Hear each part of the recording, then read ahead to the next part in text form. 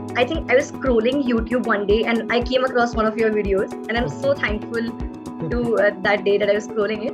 Videos में conceptual clarity और ये सब काफी ज्यादा थ्योरी ऑफ आइडियाज जैसे मैंने देखा था, मुझे अच्छे से याद है मैम। पीपी क्लासेस का बहुत बड़ा रोल है मेरे सोशियोलॉजी के 280 मार्क्स में। Shekhar sir's YouTube videos proved to be of very help. I also joined answer writing. I also joined test series and sleepy classes. I completely relied on your channel. हाय, मेरा नाम आशीष कुमार है। इस बार के UPSC CSE 2023 में मैंने all India rank 8वीं हासिल की है। ये मेरा 5वां प्रयास था। मेरा जन्म भरतपुर जिले के नदबई तहसील में हुआ। वहां तक मैंने अपनी 10वीं की शिक्षा प्राप्त करी। उसके बाद मैं जयपुर आ गया और 11वीं 12वीं की शिक्षा मैंने फिजिक्स केमिस्ट्री मैथ्स के डिसिप्लिन में प्राप्त करी।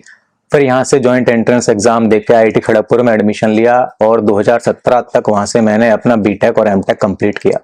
2017 से 18 में मैंने गुड़गांव में एक आईटी कंपनी में जॉब करी। उसके बाद 2018 में मैं दिल्ली चला गया यूपीएससी की तैयारी करने के लिए।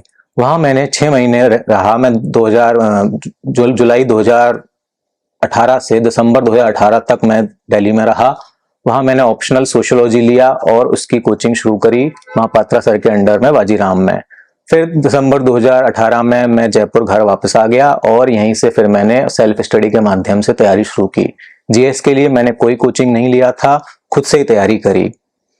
प्रीलिम्स, मेंस और इंटरव्यू के बारे में जब हम बात करते हैं तो 2019 में जब मैंने अपना पहला अटेम्प्ट दिया था तो मैं प्रीलिम्स तो क्लियर कर गया था, लेकिन मेंस में फेल हो गया था। फिर पुनः जब 2020 में अटेम्प्ट दिया तो प्रीलिम्स भी क्लियर नहीं कर पाया था। उसके बाद फिर 2021 में गया तो प्रीलिम्स फिर से क्लियर हुआ और मेंस क्लियर नहीं हो पाया। 2022 में चौथी बार ऐसा हुआ कि मैं प्रीलिम्स ही क्लियर नहीं कर पाया।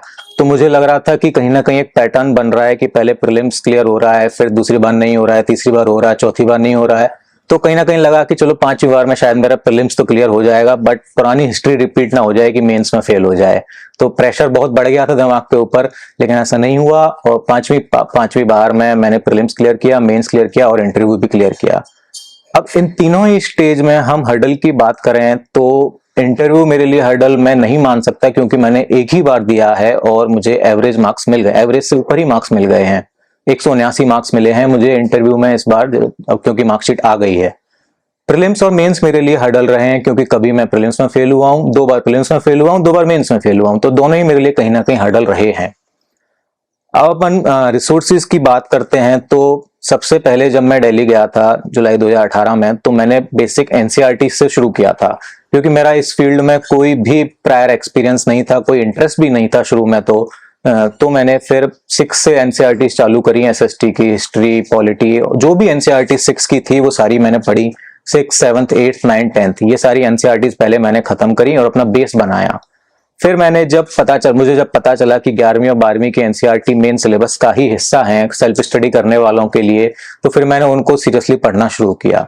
सबसे पहले मैंने ज्योग्राफी पढ़ना शुरू किया। तो ज्योग्राफी के लिए मैंने 11th 12th की चारों एनसीईआरटी खत्म करी और जीसी लियोंग खत्म करी। जब भी मुझे कोई समस्या आती थी तो मैं यूट्यूब के फ्री अवेलेबल वीडियोस देख लेता था, जैसे कि रत्नांजलि सोलंकी मैडम के कुछ लेक्चर्स हैं जिन्होंने बहुत हेल्प करी, क्योंकि कुछ चीजें एनसीईआरटी में नहीं है, जैसे कि प्लेट टेक्टोनिक्स थ्योरी है एटसेट्रा एटसेट्रा, तो वो चीजें वहां से पढ़नी पड़ी। फिर और सब्जेक्ट हैं जैसे हिस्ट्री हो गई। तो हिस्ट्री मैंने जब पढ़ना चालू किया था तो सबसे पहले मैंने बिपिन चंद्रा से पढ़ा, क्योंकि मुझे हमेशा से आदत थी कि पहले दिमाग में एक स्टोरी बन जाए, एक टाइमलाइन एक स्टोरी की फॉर्म में मेरे दिमाग में याद रहे, उसके बाद डिटेल्स और फैक्ट्स हम बाद में याद कर लेंगे। तो पहले मैंने बिपिन चंद्रा खत्म करी, उसके बाद मैं चला गया सीधा स्पेक्ट्रम पे, क्योंकि प्रीलिम्स स्पेसिफिक पॉइंटर्स जो हैं वो स्पेक्ट्रम में बहुत अच्छे दिए हुए हैं। फिर वो मैंने खत्म करी। फिर हम एंशिएंट मेडिवल की तरफ चलते हैं। तो एंशिएंट मेडिवल भी मैंने 6 से 7th 8th की एनसीईआरटीज पढ़ी थी और 11th की फाइन आर्ट्स की एनसीईआरटी कल्चर के लिए पढ़ी थी। लेकिन एंशिएंट और मेडिवल के लिए मेनली मैंने सतीश चंद्रा और आर.एस. शर्मा की जो पुरानी वाली एनसीईआरटीज हैं उनको रेफर किया था और उनसे ही पढ़ाई करी थी। फिर उसके बाद एनवायरनमेंट पे चलते हैं। तो एनवायरनमेंट पे मैंने शंकर आईएएस की जो किताब आती है बाजार में वो पढ़ी थी और वो ही मेरा एक सोर्स था एनवायरनमेंट पढ़ने के लिए। फिर उसके बाद हम अगर पॉलिटी की बात करते हैं तो जैसा कि सबको पता रहता है पॉलिटी के लिए लक्ष्मीकांत पढ़नी ही रहती है, तो मैंने उसी को अपना प्राइमरी सोर्स बनाया और हमेशा उसी से पढ़ाई करी। फिर उसके बाद इकोनॉमी के लिए मैंने 11th या 12th की जो मैक्रो इकोनॉमी वाली एनसीईआरटी है वो पढ़ी, और एक इंडियन इकोनॉमी वाली एनसीईआरटी है वो पढ़ी। लेकिन मुझे लगा कि प्रीलिम्स के लिए मुझे कुछ और भी चाहिए, तो मैंने फिर श्री राम आईएएस के नोट्स ले लिए बाजार से और उनसे पढ़ाई करी। तो उनसे मेरे पहले प्रयास में प्रीलिम्स में काफी मदद हुई थी।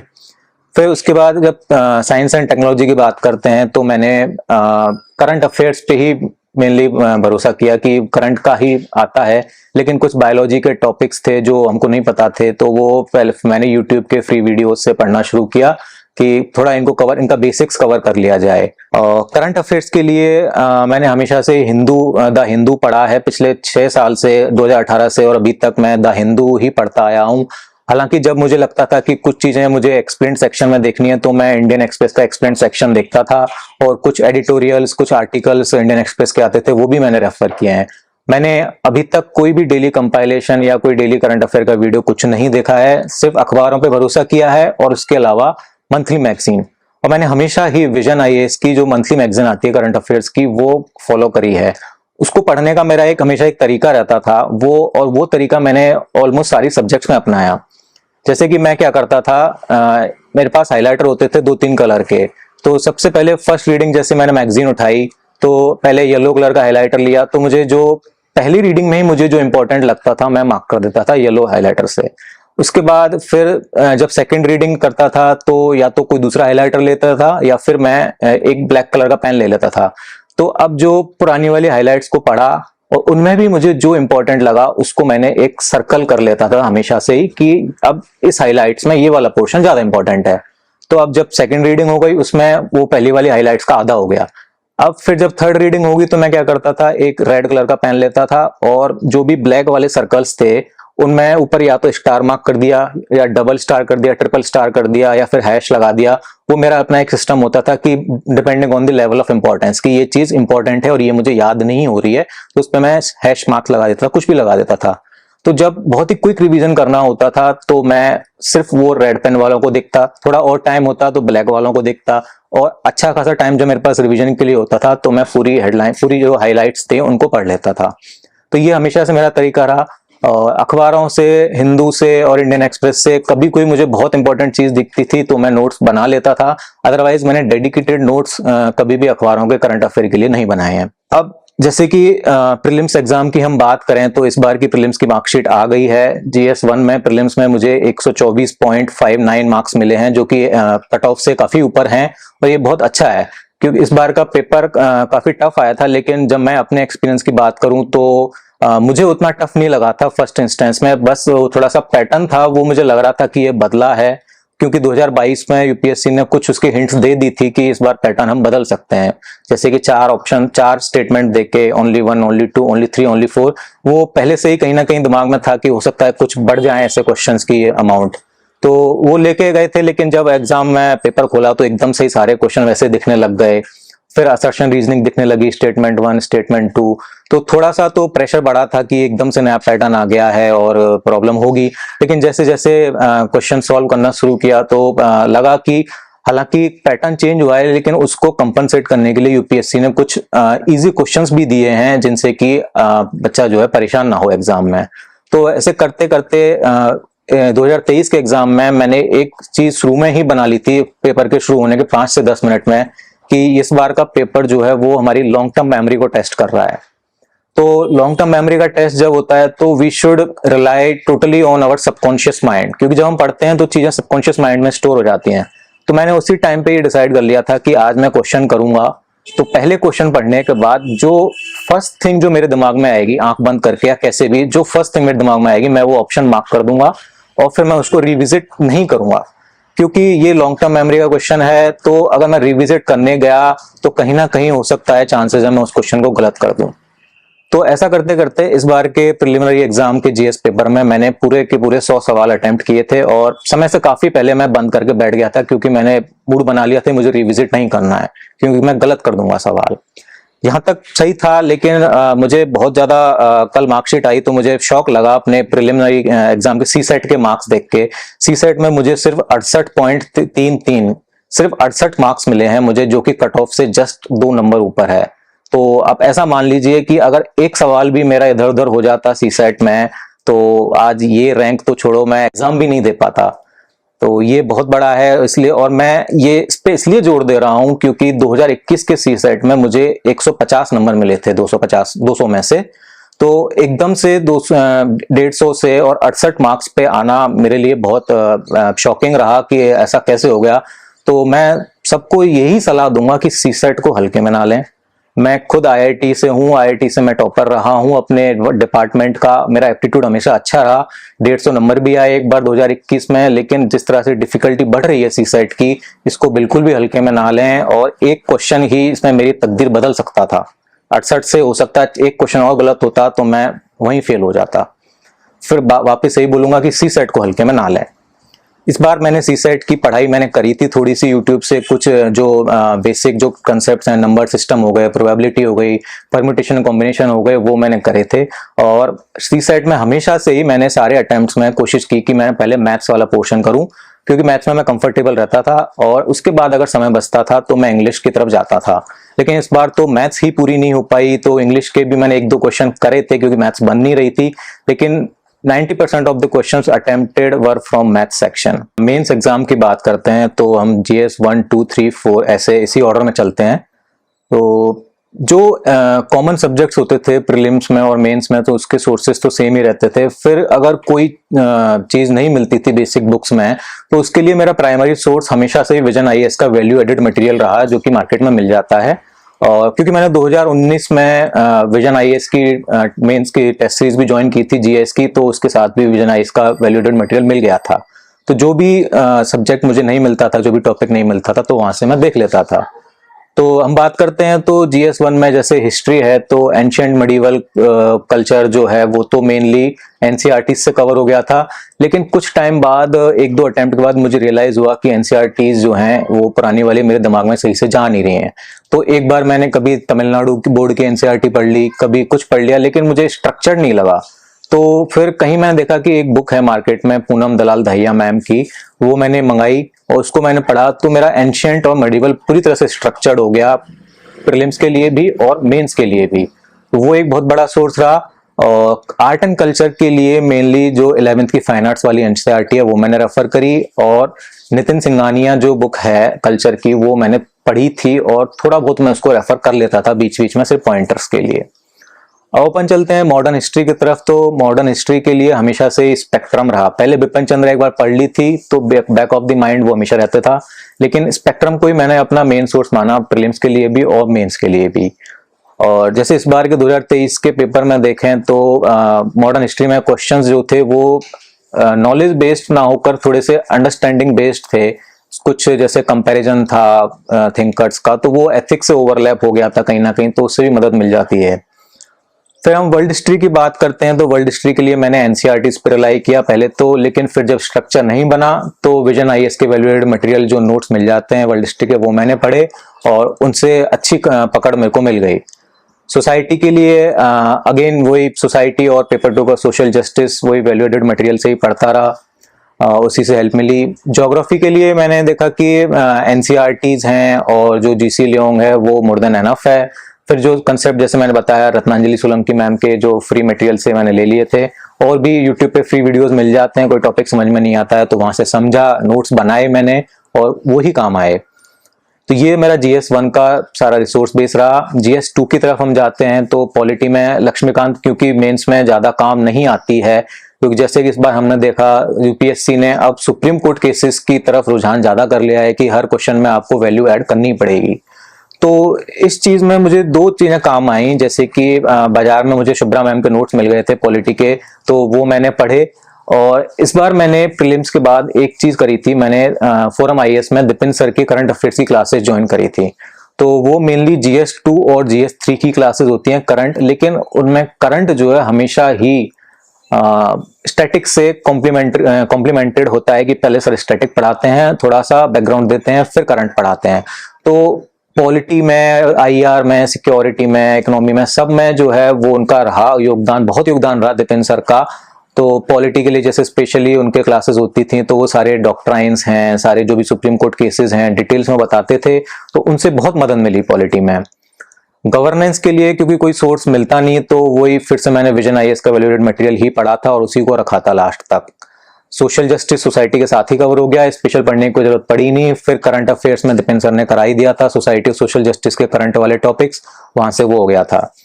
आईआर के लिए मैंने वैसे तो विजन की मंथली मैगजीन्स में हमेशा से पढ़ता रहा तो आईआर वहां से हो जाता था, लेकिन इस बार मेन से पहले जो करंट की क्लासेस ज्वाइन की थी उसमें मैं बोलूंगा कि दीपेन सर की स्पेशलिटी आईआर में बहुत ज्यादा है और वो हमेशा आईआर से ही शुरू करते हैं, तो उससे ही पकड़ बन गई थी आईआर पे, तो कुछ और पढ़ने की जरूरत पड़ी नहीं। और वैसे भी देखा जाए तो इस बार प्रीलिम्स से मेंस के बीच में मैंने करंट के लिए सिर्फ उन्हीं की क्लासेस को फॉलो किया था। जैसे 3 घंटे के ऑल्टरनेट डे क्लासेस लेते हैं प्लस कुछ रिकॉर्डेड क्लासेस होती हैं, तो उनको मैंने रिलीजियसली फॉलो किया था। मैं एक बार फिर से बात करूंगा इसके बारे में कुछ और बताने के लिए। जीएस 3 में जैसे इकोनॉमी के लिए मैंने बताया कि मैक्रो इकोनॉमिक वाली एनसीईआरटी थी। फिर मुझे जब कुछ टॉपिक्स नहीं मिलते थे जैसे कि एग्रीकल्चर हो गया, फूड प्रोसेसिंग हो गया, वो सब चीजें फिर मैंने विजन के वैल्यूएटेड मटेरियल से ही पढ़ी। एनवायरनमेंट के लिए शंकर ही हमेशा से सोर्स रहा, प्रीलिम्स के लिए भी मेंस के लिए भी, और मेनली एनवायरनमेंट में करंट अफेयर्स आता है तो वो कवर करंट में हो जाता है। साइंस एंड टेक की बात करते हैं तो अगेन फिर से करंट अफेयर बेस्ड ही रहता है, स्पेशली मेंस में तो वो वहां से कवर हो ही जाता है। डिजास्टर मैनेजमेंट के लिए मैंने फिर से विजन आईएएस का ही जो मटेरियल था वैल्यूएटेड मटेरियल उसको ही बेस माना और वहीं से सारे प्रिपेयर करके मैं गया। फिर हम आते हैं जो जीएस3 का लास्ट टॉपिक है सिक्योरिटी, काफी इंपॉर्टेंट टॉपिक है, 4 क्वेश्चन आते हैं। तो इसके लिए भी कोई सोर्स नहीं मिल रहा था तो फिर से मैंने विजन आईएएस का वैल्यूएटेड मटेरियल की तरफ रुझान किया, उसी को मैंने बेस मटेरियल मानते हुए तैयारी करी और उसी से, और बाकी जो करंट अफेयर से सप्लीमेंट हो जाता है तो चीजें पर्सपेक्टिव बन जाता है स्टैटिक और करंट का, वो बहुत काम आता है। अब बचता है एथिक्स पेपर जीएस4, जिसको मैं अपना एक बहुत ही मुख्य पेपर मानता हूं इसमें मेंस परीक्षा में, कि एथिक्स की तैयारी बच्चों की बहुत अच्छी होनी चाहिए। तो उसके लिए मैंने क्या क्या सोर्सेज किस ऑर्डर में रेफर किया मैं बता देता हूं। सबसे पहले जब मैंने तैयारी शुरू करी थी तो मैंने यूट्यूब पे एक justice the right thing to do करके लेक्चर्स हैं, करीब 10 लेक्चर्स हैं, वो मैंने देखे। तो उसमें थ्रू क्वेश्चंस, थ्रू केसेस वो सर ने बताया है कि कैसे एथिक्स काम करता है, कैसे फिलोसफीज काम करती हैं, तो बहुत बेसिक आइडिया वहां से लग गया। फिर उसके बाद मैंने लेक्सिकन की तरफ रुक किया, तो लेक्सिकन पढ़ी मैंने, तो उतनी ज्यादा मेरे को अंडरस्टैंडिंग नहीं मिली। पहले अटेम्प्ट में जब मैंने दिया था तो मैंने सिर्फ लेक्सिकन पढ़ के दे दिया था, लेकिन उतने अच्छे मार्क्स नहीं आए थे। फिर जब दूसरा मेंस मैंने दिया था तो मुझे लगा कि मुझे कुछ और इम्प्रूव करने की जरूरत है, तो मैंने बाजार से लुकमान आईएएस के अंसारी सर के नोट्स मैंने लिए और फिर उन्हीं को मैंने अपना प्राइमरी सोर्स रखा। फिर इस बार देखा कि थोड़ा और इम्प्रूव करना है तो फोरम आईएएस की रेड बुक मिल गई थी बाजार में, वहां से वो ले ली।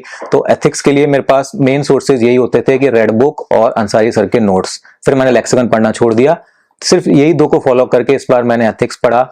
और केस स्टडी के लिए मैंने 2021 में लुकमान आईएएस का केस स्टडी वाला मॉड्यूल ज्वाइन किया था ऑनलाइन क्लासेस जयपुर से ही। तो उसमें सर ने केसेस को हैंडल करना अच्छे से सिखाया और उसी से मेरी केस स्टडी में हेल्प हुई। फिर प्रैक्टिस के लिए मैंने प्रैक्टिस और थोड़ा अंडरस्टैंडिंग के लिए विजन आईएएस का जो केस स्टडी वाला मटेरियल है वो रेफर किया, तो उससे एथिक्स की होलिस्टिक तैयारी हो गई। तो अगर हम जैसे मार्क्स देखते हैं, इस बार की मार्कशीट जैसे आ गई है, तो जीएस1 में मुझे 100 मार्क्स मिले हैं, जो कि आई थिंक एवरेज ही है, सबको इसी रेंज में ही मिले हैं। जीएस2 में मुझे 122 मार्क्स मिले हैं, जीएस3 में मुझे 101 मार्क्स मिले हैं और जीएस4 में एथिक्स में मुझे 132 मार्क्स मिले हैं। अब मेंस परीक्षा में कंपलसरी सब्जेक्ट्स में बचता है हमारा ऐसे। तो पहले प्रयास में तो मेंस में मैंने ऐसे के लिए कुछ स्पेशल किया नहीं था, जो कुछ भी दिमाग में आता था मैं 1-2 ऐसे लिख के प्रैक्टिस कर लेता था और जाके एग्जाम में लिख के आ गया। तो उतने अच्छे नंबर मार्क्स उस टाइम पे नहीं आए थे। लेकिन जब दूसरा प्रयास मेरा मेंस का था तो मैंने शब्बीर सर का एक एजुकेमी पे एक ऑनलाइन कोर्स था ऐसे एनरिचमेंट करके आई थिंक, तो वो मैंने ज्वाइन किया था। तो उन्होंने ऐसे लिखने का एक प्रॉपर स्ट्रक्चर तरीका सिखाया, तो वो तरीका मैंने हमेशा फॉलो किया। इस बार के अटेम्प्ट में भी मैंने वही सेकंड प्रयास वाले मेंस का तरीका ऐसे का फॉलो किया और उसी से मैंने ऐसे लिखे हैं और हमेशा से वो ही रहा है। तो उससे मेरे ऐसे के मार्क्स 115 हुए थे सेकंड अटेम्प्ट में, सेकंड मेंस में, और इस बार भी मुझे 116 मार्क्स मिले हैं। तो ऐसे में बहुत ज्यादा इंप्रूवमेंट इस बार नहीं हो पाया है, कुछ और मुझे लगता है शायद करना चाहिए था, but I think that is enough. I think I was scrolling YouTube one day and I came across one of your videos and I'm so thankful to that day that I was scrolling it. Videos में conceptual clarity और ये सब काफी ज्यादा theory of ideas जैसे मैंने देखा था, मुझे अच्छे से याद है मैम। सीपी क्लासेस का बहुत बड़ा रोल है मेरे सोशियोलॉजी के 280 मार्क्स में sir. Shekhar sir's YouTube videos prove to be of very help. I also joined answer writing. I also joined test series and sleepy classes. I completely relied on your channel. फिर हम बात करें कि answer writing mains के लिए मैंने कहाँ से करी, तो पहले प्रयास में तो मैंने विजन आईएएस का जैसे मेंस आंसर राइटिंग ज्वाइन की थी, तो उसमें मैंने जीएस 1, 2, 3 के पेपर्स काफी लिख लिए थे। सेकंड मेंस में मैं ज़्यादा आंसर राइटिंग नहीं कर पाया था, मेरी कुछ बिजीनेस थी घर में, फैमिली में, तो मैं ज़्यादा आंसर राइटिंग नहीं कर पाया था, तो शायद उसी की वजह से मुझे खामियाजा भुगतना पड़ा था। लेकिन अभी इस बार के प्रयास में आंसर राइटिंग में मैंने एक चीज़ बहुत पहले ही डिसाइड कर ली थी कि क्वांटिटी की बजाय मुझे क्वालिटी पे फोकस करना है। कि अगर मैं एक पेपर, अगर मैं एक आंसर भी अगर मैं लिखता हूँ तो उसको मैं सेल्फ इवेल्युएट करूँ, पहले मैं ये डिसाइड करूँ कि whether I am satisfied with it और not. If I am satisfied with the answer, then definitely examiner would be satisfied with my answer. That was my motto always. So आपको बहुत ज़्यादा मेरी आंसर कॉपीज नहीं मिलेंगी, उसका कारण है मैंने फोरम का MGP ज्वाइन किया था, mains guidance programme MGP plus, जिसमें ऐसे भी इंक्लूड होता है। तो प्रीलिम से पहले मैंने एक ऐसे का पेपर लिखा था जिसमें 2 ऐसे थे, तो उसमें मुझे करीब 125 के आसपास मार्क्स मिले थे। तो मुझे लग गया था कि हाँ ऐसे में ठीक है मेरा, मैं कर लूंगा ऐसे में कुछ ना कुछ, तो वहां से मुझे थोड़ा लग गया मैं कर लूंगा। फिर उसके बाद जब प्रीलिम से मेंस के बीच का दौर आया तो मैंने फिर आंसर राइटिंग शुरू करी थी थोड़ी थोड़ी। एक कुछ एथिक्स के मैंने 3-4 हाफ लेंथ पेपर लिखे, फुल लेंथ पेपर लिखे, तो एथिक्स का कवर तो वहां से हो गया पूरा उन MGP के टेस्ट से। और ऐसे का भी मैंने एक और पेपर लिखा था, सिर्फ एक पेपर लिखा था मैंने बीच में, प्रीलिम्स और मेंस के बीच में, जो मैंने सबमिट किया। एक पेपर और लिखा था मैंने जो मैं सबमिट नहीं कर पाया था, बट मैंने खुद में पढ़ा तो मुझे लगा कि हाँ ठीक है, इतने से मेरा चल जाएगा काम। और बाकी GS 1, 2, 3 के आंसर राइटिंग के लिए मैंने क्या किया, मैं आपको जैसे मैंने बताया था कि मैं दीपेन सर के बारे में दोबारा बात करूंगा, वो यही बात है कि 3 घंटे की क्लास में सर 3 से 4 टॉपिक लेते थे हमेशा, और उसमें वो हर टॉपिक के बाद एक क्वेश्चन देते थे क्लास में लिखने के लिए। क्योंकि मैं ऑनलाइन क्लास लेता था तो मैं थोड़ा सा नहीं लिख पाया था शुरू के 8-10 क्लासेस में, तो आंसर तो मुझे थोड़ा डर लग रहा था लिखने में कि अगर मैं सबमिट करूंगा तो सर इंडिविजुअल आंसर देखेंगे तो कैसा लगेगा, थोड़ा डर था। लेकिन 8-10 क्लास के बाद जब मैंने लिखना शुरू किया एक उत्तर, तो उसमें सबसे बड़ी पॉजिटिव चीज मेरे को ये रही कि एक क्वेश्चन है और एक क्वेश्चन को मैं प्रॉपर टाइम करके आंसर लिख रहा हूँ। तो करीब 9 मिनट लगते थे मेरे को 10 मार्कर लिखने में, तो वो प्रॉपर टाइमिंग के बाद मैं वो आंसर खुद पढ़ता था कि सही है या नहीं है, और फिर वो क्वेश्चन मैं सबमिट करता था सर को। तो कभी कभी सर का रिप्लाई आता था कि your answers are very good, and once he said that you will secure a very good rank. I felt a bit demotivated at that time, so I had mailed him, sir, I'm feeling like that and that. So he read my answers and he said that you will get a very good rank. So that was a good thing at that time, a motivating thing. And I made sure कि जो भी question sir दे रहे हैं class में वो सारे questions में लिखूं। तो ऑलमोस्ट एवरी डे 3-4 क्वेश्चंस मेरे हो जाते थे GS में, और वो मैं खुद प्रॉपरली इवेल्युएट करता था कि सही है या नहीं है। तो इसलिए मुझे लगा कि GS 2 और 3 और कुछ पार्ट GS 1 का मेरी आंसर राइटिंग यहीं से हो गई है, तो मुझे ज्यादा पेपर लिखने की जरूरत है नहीं। मैंने क्वांटिटी की बजाय क्वालिटी की तरफ फोकस किया कि एक आंसर है तो वो ही प्रॉपर होना चाहिए, और उसी के बेस पे फिर मैं एग्जाम देने चला गया, और GS 1, 2, 3, 4 ऐसे मैंने इस तरह से प्रिपेयर किया। आइए कुछ बात करते हैं कि मेंस एग्जाम में, एग्जाम सेंटर में कैसे क्वेश्चंस को अटेम्प्ट करना चाहिए, कैसे मैंने क्वेश्चंस अटेम्प्ट किए। तो पहले ऐसे के पेपर में सबसे पहला काम तो 15 मिनट में यही रहता है कि हम ऐसे 5 मिनट में, चलो मान लेते हैं जब पेपर मिल जाता है, कि हम ऐसे के टॉपिक फाइनल कर लें। जब हम दोनों टॉपिक फाइनल कर लेते हैं तो टॉपिक फाइनल करने का भी क्राइटेरिया हमारा ये होना चाहिए कि कौन से टॉपिक में हम फैमिलियर हैं। ये कभी भी ये नहीं होना चाहिए कि सबसे कम बच्चे किस टॉपिक पे लिखेंगे, मैं उस टॉपिक पे लिखूं तो शायद मुझे कुछ एक्स्ट्रा एज मिलेगा। नहीं, ऐसा नहीं होता है। हर एग्जामिनर के लिए हर कॉपी अलग कॉपी है, वो उसको उसी लाइट में इवैल्यूएट करते हैं।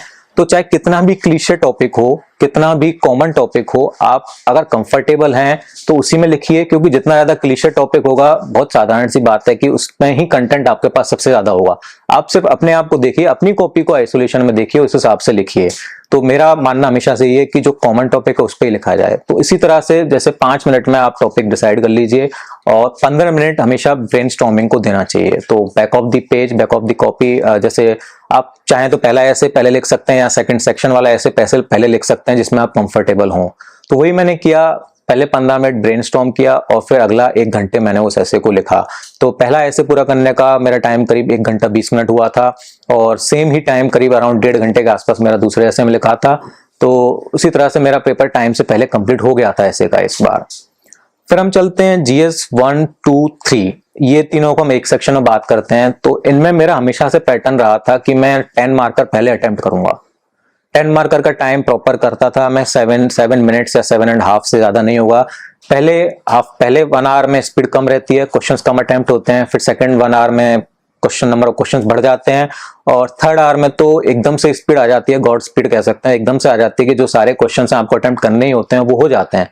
तो मेरा हमेशा से तरीका ये रहा कि पहले मैं 10 मार्कर करूंगा क्योंकि छोटे क्वेश्चन हैं तो वो जल्दी कंप्लीट होंगे, मेरा माइंड जो है एकदम से वो स्पीड पकड़ लेगा। तो वो मैं पहले करता था। अगर कोई क्वेश्चन मुझे नहीं आता, मैं कोशिश करता था कि मैं सारे क्वेश्चन ऑर्डर में ही करूं, क्योंकि मैं ऑर्डर ब्रेक करूंगा, एक क्वेश्चन में छोड़ दूंगा तो अगले क्वेश्चन पे कहीं ना कहीं उस क्वेश्चन का दिमाग में चलता रहेगा आइडिया कि उसमें मुझे ये लिख सकता हूं मैं। तो उस चक्कर में मेरा अगला क्वेश्चन खराब होगा। तो मैं हमेशा ये कोशिश करता था कि ऑर्डर में करूं, एक क्वेश्चन के बारे में मुझे जो भी आ रहा है मैं उसको लिख दूं और इस क्वेश्चन को यहीं खत्म करके मैं आगे बढ़ता हूं। हालांकि कभी कभार ऐसा होता था कि कोई क्वेश्चन बिल्कुल ही नहीं आता है तो मैं अगर लिखने जाऊंगा तो समय ज्यादा खराब हो जाएगा, तो वो क्वेश्चन छोड़ देता था और फिर अंत में जब समय बचता था तो उस क्वेश्चन को मैं तब अटेम्प्ट करता था। लेकिन हर पेपर में 1 या 2 क्वेश्चन ही ऐसे होते थे जो मैं लास्ट में छोड़ता था, बाकी मैं ऑर्डर में ही अटेम्प्ट करता था, पहले 10 मार्कर फिर 15 मार्कर। कोई मैंने सेक्शन पहले नहीं किया कि पहले इकोनॉमी करना है या पहले साइंस टेक करना है, कुछ नहीं। मैंने जो फर्स्ट क्वेश्चन जो पहला दिया हुआ है पेपर में वहीं से चालू किया मैंने, ये रहा हमेशा से। एथिक्स पेपर में मेरी स्ट्रेटजी रही कि मैं पहले केस स्टडी सॉल्व करूं। उसका कारण ये था कि केस स्टडी को हमेशा फ्रेश माइंड चाहिए। अगर हम पहले 10 मार्कर्स जो कंपलसरी 13 क्वेश्चंस हैं वो अगर हम पहले कर देते हैं तो कभी बार क्या होता है कि उनमें टाइम ज्यादा भी लग जाता है, प्लस माइंड जो है तब तक थक चुका होता है, तो फ्रेश थिंकिंग जो है केस को पूरे को दिमाग में रख के उसका सोल्यूशन नहीं निकल पाता है। ये मैंने रियलाइज किया था और इसलिए हमेशा से मैंने केस स्टडी पहले सॉल्व करी। तो मैं कोशिश करता था कि 6 की 6 केस स्टडी में 1.5 आवर में एट द मैक्स सॉल्व कर लूं, बट थोड़ा बहुत 5-10 मिनट हमेशा ऊपर हो ही जाता है। तो उसका खामियाजा थोड़ा सा कंपलसरी 10 मार्कर्स को भुगतना पड़ता है, but that is part of that paper. Lengthy paper is always there. तो पहले केस स्टडीज खत्म करता था, फिर उसके बाद 10 मार्कर्स पे गया। इस बार मैंने देखा कि 10 मार्कर्स में से करीब 8 क्वेश्चन मैंने अच्छे से लिखे हैं। 5 क्वेश्चन के लिए मेरे पास करीब 20 मिनट ही बच पा रहे हैं, 20 से 25 मिनट ही बचे थे। तो उसमें फिर कैसे कंप्लीट करें, पेपर तो कंप्लीट करना ही है, तो उसके लिए मैंने फिर एकदम से अपना अप्रोच बदल दी उन्हीं 5-6 क्वेश्चंस में और मैं फ्लो डायग्राम्स पे आ गया कि जो भी क्वेश्चन दिया हुआ है मैं थोड़ा सा उसका इंट्रो बनाऊंगा और इंट्रो के बाद मैं पूरा फ्लो डायग्राम बना दूंगा। तो फ्लो में एक ब्लॉक बनाया, फिर एरो बना के इससे ये होगा, इससे ये पॉसिबल केस होगा, ऐसे करके मैंने पूरा वो कुछ क्वेश्चंस मैंने अटेम्प्ट किए। शायद जो लास्ट क्वेश्चन था वो तो सिर्फ डायग्राम पे ही रह गया था। फिर हम GS 1, 2, 3 में एक चीज मेरे से मिस हुई है कि इस बार मैंने डायग्राम्स की बहुत मदद ली। कोई भी क्वेश्चन था, जैसे कि IR का अगर कोई क्वेश्चन है तो मुझे मैप बनाना ही बनाना है, वर्ल्ड मैप हो बनाना ही बनाना है। इस तरह से ज्योग्राफी का कोई क्वेश्चन है तो उसमें मैप बनाना है। जैसे इस बार एक लैंडफॉर्म पे क्वेश्चन आया था फियोर्ड के ऊपर, तो फियोर्ड को लेकर काफी बच्चों में चर्चा हुई थी कि एकदम से कैसे आ गया ऐसा क्वेश्चन। लेकिन अगर हम थोड़ा ध्यान लगाते तो एक NCERT में एक डायग्राम दिया हुआ था फियोर्ड का, तो वो डायग्राम मैंने बनाया जैसे कि, और जहां भी मुझे मौका मिला कि जहां मैं डायग्राम बना सकता हूं वहां मैंने डायग्राम बनाया और मेरे को लगता है कि डायग्राम की वजह से बहुत मदद मिली है। और कई जगह मैंने GS 1, 2, 3 में भी फ्लो चार्ट्स बनाए। फ्लो चार्ट से कॉम्प्रिहेंशन ईजी होता है, पढ़ने वाले को इजीली पता चल जाता है कि क्या पढ़ना है। और अंडरलाइंस इंपॉर्टेंट है, अंडरलाइन भी मैंने करी है। ऑप्शनल के बारे में हम फिर कभी बात करेंगे, लेकिन पहले इंटरव्यू के बारे में बात कर लेते हैं। जैसे मेंस परीक्षा पास हुआ तो इंटरव्यू का सबसे पहला फेज रहता है डिटेल्ड एप्लीकेशन फॉर्म भरना। तो उसके लिए भी मैंने अपने एक दोस्त की मदद ली और उसके थ्रू ही मैंने वो अपना डेफ भरा था। और इंटरव्यू की तैयारी के लिए मैं दिल्ली तो नहीं जा पाया था, तो मैंने घर पे ही रह के ऑनलाइन सोर्सेज से अपने डेफ के थ्रू दोस्तों के साथ मिलके ही तैयारी शुरू की थी। और मॉक इंटरव्यू को मैं मानता हूं कि एक बहुत इंपॉर्टेंट एस्पेक्ट है फाइनल इंटरव्यू के लिए, क्योंकि मॉक इंटरव्यू से ही आपको वो एक्चुअल एनवायरनमेंट सिमुलेट हो पाता है कि इंटरव्यू आप कैसे हैंडल करोगे, कैसे आप क्वेश्चंस वहां पे आंसर करोगे। तो जब हम मॉक की बात करते हैं तो मेरा इंटरव्यू 7 मार्च को था। तो सबसे पहला इंटरव्यू मैंने 23 फरवरी को दिया था बाजीराव एंड रेड्डी में। वो मॉक इंटरव्यू मैं बोलूंगा क्योंकि मेरा पहला ही मॉक इंटरव्यू था इस पूरे फेज में, पूरे यूपीएससी जर्नी में। तो वो एक्सपेक्टेड तो बिल्कुल नहीं था, बट उसकी यूटिलिटी अगर हम करें तो उसकी यूटिलिटी मैक्सिमम थी, क्योंकि जो सारी कमियां थी, जो मैं बोल नहीं पा रहा था, मैं फंबल कर रहा था, कहीं कहीं मुझे पानी भी लेना पड़ गया था बीच में, तो वो उसमें मुझे पता चल गया था कि मुझे कहाँ इंप्रूव करना है। फिर सेकंड इंटरव्यू मैंने दिया था अराउंड 1 वीक बाद, 1 ऑफ मार्च को, आई थिंक 1 और 2 मार्च को, वो मैंने दिया था 99 नोट्स में। उसमें मैंने अपनी जो पिछली सारी कमियां थी वो मैंने रेक्टिफाई कर ली, और वहां से मुझे काफी पॉजिटिव फीडबैक मिला कि yes, this is how interview is conducted. फिर उसी दिन मैंने सेकंड इंटरव्यू एक ईजी क्लासेस में भी दे दिया था, लेकिन मुझे लगा था कि मैं थक चुका हूं बहुत, क्योंकि पहला इंटरव्यू काफी हेक्टिक हो गया था, तो उसमें थोड़ी सी परफॉर्मेंस हैम्पर हुई। फिर उसके जस्ट 2 घंटे बाद ही एक प्रज्ञा आईएएस में मैंने फिर से एक इंटरव्यू दे दिया।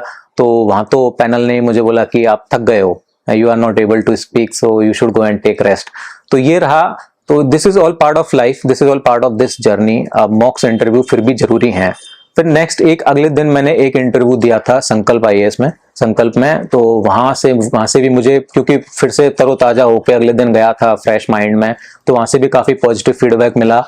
और उसके बाद मैंने रविंद्रन सर का 1-on-1 दिया था अगले दिन, वो भी ठीक हुआ था। उन्होंने मार्क्स बता दिए थे कि अराउंड इतने आएंगे, और आई थिंक उसी रेंज में मेरे मार्क्स आए हैं। तो मॉक इंटरव्यू के बारे में मेरा यही कहना है कि मॉक्स देने चाहिए। कितने देने चाहिए वो आपके ऊपर डिपेंड करेगा कि आप कितने में क्या इंप्रूव कर पाते हैं, वो आपको डिसाइड करना पड़ेगा। मेरे लिए था कि मैं पहले मॉक में जो कमियां बताई वो मैंने सेकंड में इंप्रूव कर ली, और फिर भी और जो बताते गए वो मैं करता गया। लेकिन यही रहा कि एक दिन में एक ही मॉक दें, क्योंकि एनर्जी जो उस लेवल की जो मॉक में चाहिए होती है, वो फाइनल इंटरव्यू में चाहिए होती है, वो दिन में एक ही बार के लिए हो सकती है। उसके बाद फिर दिमाग थक जाता है और हम उतना परफॉर्म नहीं कर पाते हैं। और मॉक्स के बीच में गैप रखें 2-3 दिन का, कि जो कमियां बताई हैं उसको इंप्रूव करें। तो फाइनल इंटरव्यू मेरा हुआ, वहाँ मुझसे ज्यादातर करंट अफेयर्स बेस्ड सवाल ही पूछे गए, कुछ pressure based situations, hypothetical situations के बेस्ड भी सवाल पूछे गए। काफी देर तक मेरा इंटरव्यू चला था, 30-35 मिनट तक करीब। तो थोड़ा सा प्रेशर तो बना था, बट हैंडल किया उसको, और इस बार मुझे इंटरव्यू में 179 मार्क्स मिले हैं। तो ये था मेरा प्रीलिम्स, मेंस और इंटरव्यू का जीएस स्पेसिफिक सफर, जो मैंने आपके सामने बताया है। प्रीलिम्स में एक पॉइंट बताना मैं रह गया था कि प्रीलिम्स में कितने मार्क्स देने चाहिए, ये मुझे याद आया। तो मैं मानता हूं कि प्रीलिम्स में जैसे 1st और 3rd और 5th अटेम्प्ट में मेरा प्रीलिम्स क्लियर हुआ, और 2nd और 4th अटेम्प्ट में प्रीलिम्स क्लियर नहीं हुआ, तो क्या कमियां रही जिनकी वजह से मेरा प्रीलिम्स रुक रहा था। तो मुझे ये रियलाइज हुआ कि जब भी 1st, 3rd और 5 में जब प्रीलिम्स क्लियर हुआ, तो उसमें मैंने मॉक टेस्ट लगाए थे, और I counted those mock test की how many mock test have I given in those attempts. तो आई रियलाइज्ड कि मैंने करीब 20 से 25 मॉक्स उनमें लगाए थे, और जो 2nd और 4th में जो मेरा प्रीलिम्स क्लियर नहीं हो पाया था, तो उसका कारण था कि मैंने मॉक्स बहुत ज्यादा नहीं लगाए थे, 2 या 4 ही लगाए थे। तो मॉक्स की मैं यूटिलिटी मानता हूं, और कौन से मॉक्स मैंने लगाए वो मैं बता देता हूं। मॉक्स 2 तरह के होते हैं मार्केट में, सेक्शनल और कॉम्प्रिहेंसिव। तो मैंने एक स्ट्रेटजी फॉलो की थी कि जब भी मैं एक सब्जेक्ट पढ़ूंगा, फॉर एग्जांपल मैं ज्योग्राफी पढ़ रहा हूं, तो मैं ज्योग्राफी के जितने भी सेक्शनल टेस्ट आ गए हैं उस टाइम तक 2-3 मार्केट में, मैंने मेनली विजन आईएएस के ही सेक्शनल टेस्ट लगाए थे, और किसी कोचिंग के लिए नहीं लगाए थे मैंने। तो सेक्शनल टेस्ट सिर्फ विजन के लगाए। तो जैसे ही ज्योग्राफी खत्म हुआ, तो जितने भी टेस्ट अवेलेबल है मार्केट में ज्योग्राफी के, सेक्शनल, विजन के, मैंने वो उठा लिए और वो मैंने लगा लिए। तो सेक्शनल का एडवांटेज ये रहता है कि जो हमारी मेमोरी है वो उस सब्जेक्ट पे फोकस्ड रहती है, और वो सब्जेक्ट जो है वो एकदम से दिमाग में सेट हो जाता है। तो इस तरह से मैं सेक्शनल पहले कंप्लीट कर लेता था कि पॉलिटी पढ़ी तो पॉलिटी का लगा लिए जितने अवेलेबल हैं। इस तरह सारे सेक्शनल करीब 20 से 22 में खत्म हो जाते हैं। फिर उसके बाद मुझे लगता था कि अब मुझे क्या करना चाहिए। तो जैसे इस बार 2023 के प्रीलिम्स में मैंने फोरम आईएएस का प्रीलिम्स सिमुलेटर लिया था, तो वो मैंने पहला वाला तो ऑफलाइन लिया था, फिर सेकंड वाला मैंने ऑनलाइन लिया था। तो ऑफलाइन में टेस्ट देने जाता था, सेक्शनल विजन के लगाए थे, और सिमुलेटर में फोरम के लगाता था, जिससे कि थोड़ा वैरायटी रहे कि कहीं और से भी थोड़ा पता चल जाए। हाँ, पहले किसी प्रयास में 1st या 3rd में मैंने विजन का अभ्यास भी लिया था एक बार, जो प्रीलिम्स अभ्यास होता है वो मैंने किया था। तो प्रीलिम्स को ओवरऑल रैप अप करने के लिए मैं यही बोलूंगा कि बेसिक बुक्स पढ़ें, और अभी भी जैसे 2 महीने से भी कम समय बचा हुआ है, तो उस समय में मेरा सुझाव यही है कि आप बेसिक बुक्स पढ़ें। आप एक बार सिलेबस जरूर से जरूर कंप्लीट कर ही चुके होंगे, तो जो आपने अंडरलाइन किए हैं उन पे ज़्यादा फोकस करें।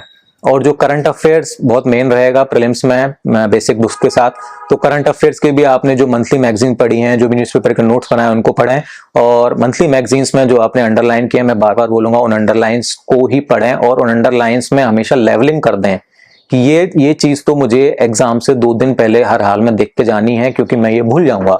तो ये रहता था, जैसे कुछ मैप्स लगे हुए हैं मेरे रूम में, तो मैप के ऊपर मैं मार्क कर देता था अलग अलग कलर के पेन से कि ये चीज़ ज़्यादा इंपॉर्टेंट है और ये मैं हमेशा भूलता हूँ, तो ये मुझे एग्जाम से 2 दिन पहले देखनी है। जैसे कि नेशनल पार्क्स हो गए, माउंटेन रेंजेस हो गई, प्लेसेस इन न्यूज़ हैं, वो सब मैप पे मार्क करता जाता था। और एग्जाम से 2 दिन पहले जो चीज़ें देखनी होती थी वो हमेशा रेडी रखता था मैं, और मैं वही सजेस्ट करूँगा कि वो हमेशा रेडी रखें, क्योंकि नॉलेज बेस्ड चीजें हैं वो दिमाग में रहेंगी, सबकॉन्शियस माइंड में। जो फैक्ट्स हैं, जो इन्फॉर्मेशन है जो आप भूल सकते हैं, वो आपको रिवाइज करनी पड़ेगी लास्ट टाइम पे भी। मेंस के मार्क्स की हम बात करें तो जब मैंने पहला अटेम्प्ट दिया था मेंस का 2019 में, तब मुझे 680 मार्क्स मिले थे, जो कट ऑफ से करीब 70 मार्क्स कम थे। फिर दूसरे मेंस में 2021 में जब मैंने दिया तो मुझे 719 मिले, तो बहुत ज़्यादा मैं इम्प्रूव नहीं कर पाया था, सिर्फ अराउंड 40 मार्क्स ही मैं इम्प्रूव कर पाया था। लेकिन इस बार के जब मार्क्स आए हैं तो मैंने देखा कि मुझे 866 मिले हैं, तो 719 से 866 तक 147 मार्क्स का इम्प्रूवमेंट मैंने किया है।